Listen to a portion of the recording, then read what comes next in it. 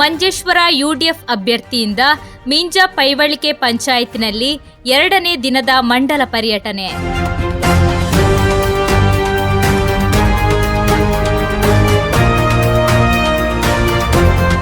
UDF ಅಭ್ಯರ್ಥಿ AKM Ashraf ಅವರ ಕ್ಷೇತ್ರ ಪರ್ಯಟನೆ 2ನೇ ದಿನವೂ ಭಾರಿ ಉತ್ಸಾಹದಿಂದ ಮುಂದುವರಿಯಿತು.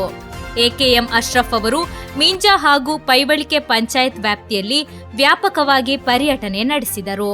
ಬೆಳಗ್ಗೆ ದೈಗೋಳಿ ಪ್ರದೇಶದಿಂದ ಆರಂಭವಾದ ಈ ಪರ್ಯಟನೆ ಮಜೀರ್ಪಳ್ಳ, ಗಾಂಧಿನಗರ, ಮದಂಕಲ್, ಮಿಯಪದವು, ಚಿಗುರುಪಾದೆ, ಬಾಳಿಯೂರು, ಮೂಡಂಬೈ, ಕಡಂಬಾರ್ ಸೇರಿದಂತೆ ಹಲವು ಪ್ರದೇಶಗಳಲ್ಲಿ ಸಂಚರಿಸಿ ಕಡಂಬಾರ್ನಲ್ಲಿ ಸಮಾರೋಪಗೊಂಡಿತು.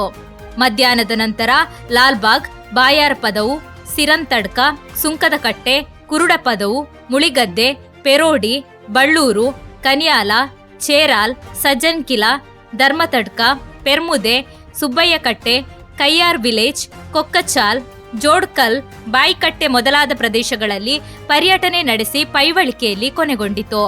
ಈ ಸಂದರ್ಭದಲ್ಲಿ ಯುಡಿಎಫ್ ಮಂಡಲ ಅಧ್ಯಕ್ಷ ಅಜೀಜ್ ಮೆರಿಕೆ, ಸಂಚಾಲಕ Manjunatha Alva, TA Moosa, M Abbas, AK Arif, Lakshman Prabhu, Arshad Varkadi, Aziz Kalathur, Irfan Iqbal, UK Saifulla Thangal, Hadi Thangal, DMK Mohammed, Abdulla Madiri ಸೇರಿದಂತೆ ಅನೇಕ ನಾಯಕರು ವಿವಿಧ ಕೇಂದ್ರಗಳಲ್ಲಿ ಮಾತನಾಡಿದರು. ಮಂಗಳವಾರ ಮಂಜೇಶ್ವರ ಹಾಗೂ ವರ್ಕಾಡಿ ಪಂಚಾಯತ್ ಪ್ರದೇಶಗಳಲ್ಲಿ ಮುಂದಿನ ಪ್ರವಾಸ ನಡೆಯಲಿದೆ. ಅವರು ಜಿಲ್ಲಾ ಪಂಚಾಯತ್ನ ಸದಸ್ಯರಾಗಿದ್ದರು.